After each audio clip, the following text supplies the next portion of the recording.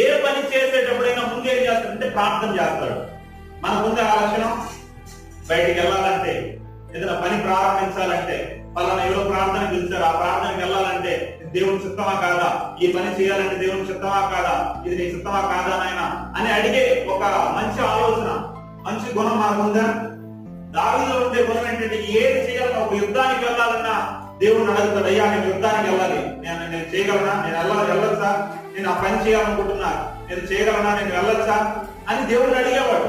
అడిగి ఆయన దగ్గర పర్మిషన్ తీసుకుని ఆ పని చేసేవాడు. అందును బట్టే దావీదు ఎప్పుడైతే ప్రార్థన చేశాడో, నువ్వు వెళ్ళి చేయి, నువ్వు జయాన్ని సాధిస్తావు అన్నాడు. నిజంగానే వెళ్ళాడు, అతను పట్టుకున్నాడు, అతను తరిమాడు, ఆ దగ్గర ఉన్నదంతా దోచుకుని వచ్చాడు, తన పరవకు తీసుకుని వస్తున్నాడు. అది కాబట్టి దావీదు దేవుడు హృదయానుసారుడు ఎందుకయ్యాడంటే, ప్రతి విషయంలో దేవుడు దావీదు ఏం చేస్తాడు, ఆయన ప్రార్థన చేస్తాడు. ఏం చేసేవాడు దావీదు? నంబర్ 1 దావీదు